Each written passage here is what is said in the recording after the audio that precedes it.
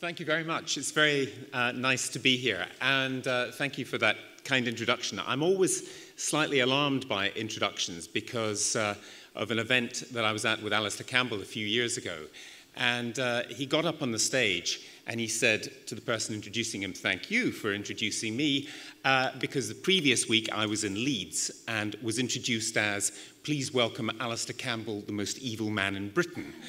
And so the standard of introductions that he was used to were quite interesting. And I thought to myself, why did he say that? I mean, the audience was kind of hostile to begin with, but the more he told stories, funny stories, against himself, of course, they warmed to him, as you would expect people would do.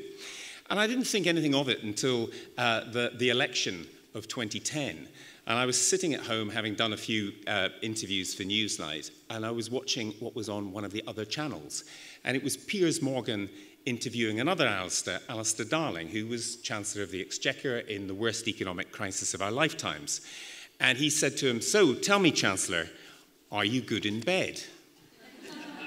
And I thought, you know, I've interviewed Alistair Darling quite a few times, and this was not a question that had occurred to me.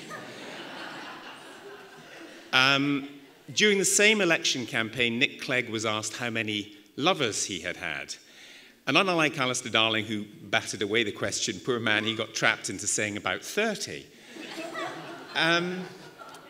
This was followed by a newspaper which did a profile, a very sympathetic profile of David and Samantha Cameron, during which David Cameron was asked, then leader of the opposition, of course, how he got his wife pregnant.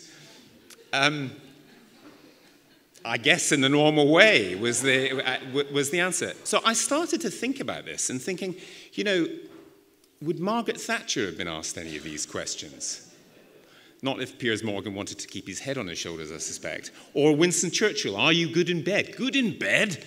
I can sleep for 12 hours if I've been drinking brandy." And it struck me that the stories that leaders were being asked about had changed a bit in the last 20, 25 or 30 years. And I became intrigued by what was going on. Was it a change in the media, which it certainly was? The content of the media has changed as well as the form. We're much more confessional now, confessional TV programs stemming from Oprah Winfrey. Newspapers have changed. I think largely it was a result of Hello Magazine and some others, in which confessional interviews, you trade a little bit of your privacy, you get some quite good publicity if you're a celebrity. Was this also becoming true, more and more true, of our political leaders?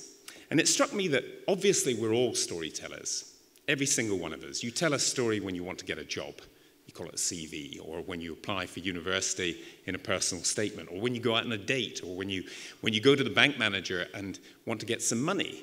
It's just that leaders do it in a more organized fashion, because there are so many different qualifications that leaders have. But you're not a leader if you don't have followers, and you don't have followers unless you find some way of communicating with them. And one of the ways that all leaders throughout the ages communicate with their followers, of course, is to tell stories. And it seems to me there are three basic stories. Who am I as a person? Who are we as a group? Which could be a political party or it could be a country. And then where's my leadership going to take us? And you see it all the time. If you watched any of the party conferences, you would have heard Ed Miliband say, "Who am I? I'm a little bit of a geek, intellectual family, Jewish immigrants, came to this country very proud, went to comprehensive school. Who are we? We're not old Labour, we're not new Labour, we're one nation Labour." And then where's my leadership going to take us? Well, there was a little less detail on that, as you may have noticed. David Cameron did the same thing. Of course, he did the same thing. He talked about his background, talked about his father, talked about the tragic loss of his son. He talked about who are we? We're compassionate conservatives. And actually, just as an aside, the first time I heard the phrase compassionate conservatives was George Bush at his Philadelphia convention in 2000. And I was standing next to an old friend of mine, a Republican friend of mine, and I said, "What is this compassionate conservative stuff? I don't get it." He said, son, anything that we were in the past that you didn't like, we're not that anymore. And anything you did like, we're still that. Mrs. Thatcher was also a great storyteller in ways that perhaps you wouldn't be immediately obvious. I mean, she was the grocer's daughter from Grantham. Everybody remember that? I mean, it was a 5-word, 6-word story which stuck in the ear. The Germans have a word for a pop song that sticks in your ear that might irritate you, but you can't get shot of it. They call it an Ohrwurm, an earwig. And that's an earwig, the grocer's daughter from Grantham. I'm a daughter, not a son. I'm a grocer's daughter. I'm not like the posh boys who'd been running the Conservative Party before me, Mrs. Thatcher's view. And I'm from Grantham. I'm not part of the metropolitan elite.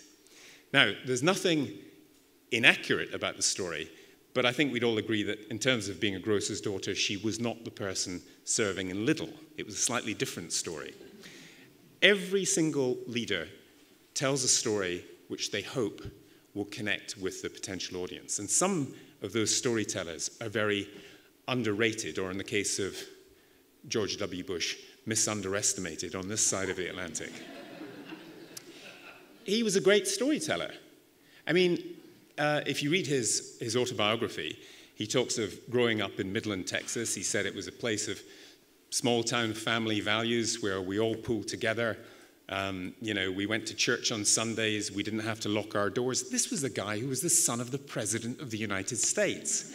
And he was telling the same story as Abraham Lincoln, the kind of myth of the log cabin. And if you look at many of the political biographies of people who aspire to the presidency, they tell the same story. Sarah Palin tells it. Bill Clinton told the same story. It's a very, very attractive story. I didn't come from much, but look who I am now. And in the case of George W. Bush, it was so powerful that he was very often filmed on the back of his pickup truck in the ranch in Crawford, Texas, wearing a pair of jeans and a pair of boots. And the story is, I'm just like you. Because the storytelling is not just the words that a leader uses, it can even be the way in which they dress and appear. I mean, Mandela, for example, is a great storyteller and a great hero of mine, as I suspect he is of many of you. When he was first arraigned in an apartheid court, he turned up wearing traditional Xhosa dress because he was telling a story. He's saying, I'm a black man in a white man's court, and this is wrong. It wasn't a wardrobe malfunction. It wasn't that that was the only thing that was available to him that morning. It was a very deliberate decision to tell a story. And many years later, I don't know if any of you are rugby fans, I am, during the Rugby World Cup in 1995, I think, he told another story by wearing the Springbok shirt. He's saying, we are the Rainbow Nation. We have changed. Again, it wasn't just the last thing clean in the laundry basket. This was a very deliberate and very important political act. When I look at how leaders tell stories, a couple of things strike me as very interesting. Not just the earwig, the little phrase that they want to implant in your brain. Bill Clinton, first time I met him, said, I'm just the boy from Hope. Hope, Arkansas, the town where he was born, where he was brought up. It was only later I discovered, actually, he was mostly brought up in a place called Hot Springs, which is a gambling town. But that's not such a good story. Tony Blair, people say I'm a pretty straight sort of guy, and I am. And then you remember the counter story with the T-shirts which said simply, Blair. So the battle of the stories and for control of the stories is something which goes on with all political leaders at all times. One of the more shrewd ones is Newt Gingrich in the United States, who was Speaker of the House of Representatives from about 1995 onwards. He won a big election in 1994. And in the run-up to that election, he tried to improve the storytelling skills of Republican candidates. And he gave them a list of words to use about themselves and a list of words to use about their opponents. And the words to use about themselves were things like dream, hope, family, progress, fairness, work, democracy, children. And the words to use about your enemies were cheat, corruption, collapse, and so on, negative words.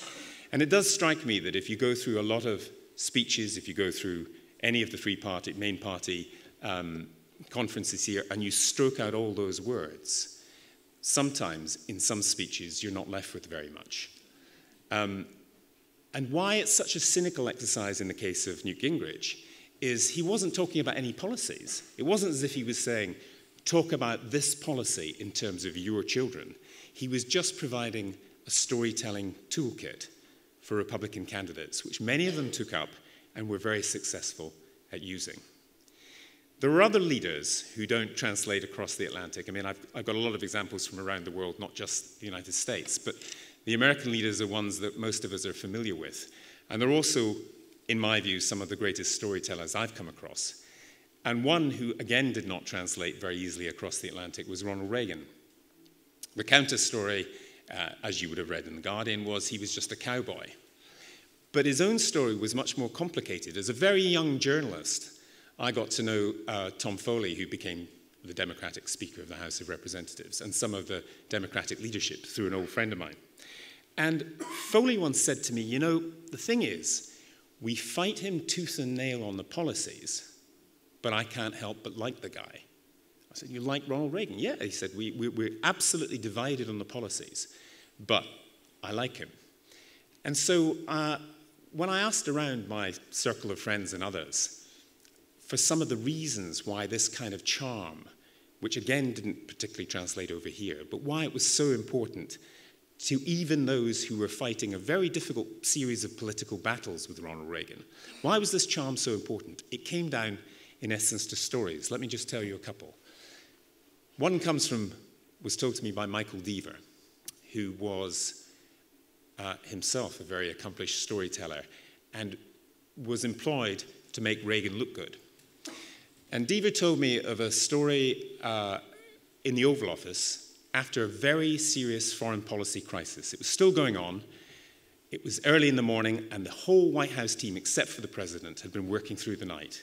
And they were very grumpy and unshaven and all wanted to go home and have a shower. And the president breezed into the Oval Office at 9 o'clock in the morning with his pet dog, which proceeded to run round and round the presidential desk. And Deaver wouldn't tell me which person said this, but I always suspected it was Jim Baker because he was quite grumpy. And he turned to the president and said, Mr. President, one day that dog is going to piss on your desk. And Reagan said, everybody else does. Now, I suspect that even if details of the Iran-Contra affair and supply-side economics and the fact that the Reagan administration did strange things in Nicaragua and classed tomato sauce as a vegetable for school dinners, some of those details will perhaps fade from your minds, but the stories are still recounted by some of the politicians in Washington, and indeed by some journalists. I'm getting a signal I've only got a couple of minutes left, so let me conclude with as many as I can get in. One which happened to a friend of mine, a journalist who would not have been a Reagan supporter by any means. He was called into the Oval Office to see him, and my friend had a long beard, and he was working in the Middle East. And Reagan and his team asked him various questions about something to do with Lebanon. And as the meeting was winding up, Reagan said to him, so what's next for you? And he said, I'm going back to New York. But first, I've got to shave off my beard because I'm going to meet my editor-in-chief. And Reagan said, why are you shaving off your beard? He said, because the editor-in-chief thinks beards are really unprofessional. Fine. My friend went to New York and then went back to Lebanon. 2 weeks later, he got a phone call from his editor-in-chief. What the hell did you say to the President of the United States? He said, I don't know. I don't remember saying very much. He said, well, I had breakfast with him this morning, and I was haranguing him for his ultra-conservative, illiberal policies. And he turned to me and said, I might be ultra-conservative and illiberal, but a guy can wear a beard if he wants. One final story.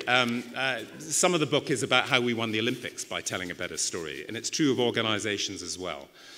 One of the ones which I find interesting, because it happened to me, is to do with the IRA. There was a prison break in the Maze prison, and about 25 of the most desperate of the IRA terrorists escaped, and 2 of them, a few years later, were captured in Holland with 100,000 rounds of ammunition, a couple of Kalashnikovs, and various other weapons. And I made a film at the time for Newsnight and for BBC News about whether they should be extradited back to Britain to serve out their sentence, in which case they were terrorists in Dutch law, or whether, as they argued, they were freedom fighters and should be released. And Holland being Holland and the IRA being the IRA, I got into the prison and managed to talk to the guys. Long beards, long hair, Aran sweaters. They looked like central casting IRA men. Did the report. 15 years later, I go back to Northern Ireland with the Clinton delegation after the signing of the Good Friday Agreement. One of the 2 guys I'd seen in the jail came out of the Stormont Parliament, and he was wearing a much nicer suit than I'm wearing, a much nicer tie, and a much nicer shirt. And he saw me, and he called out, "Can I have a word with you?" I thought, well, this is going to be interesting. So we went for a little walk round Stormont to where Carson's statue is, the man who promised a Protestant parliament for a Protestant people. And I'm standing with a former member of the IRA, who's now a Sinn Féin representative. And he said to me, "What I want to ask you is this. Should I smile more on television?"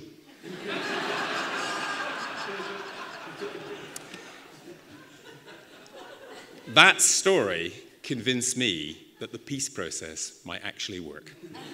Thank you very much.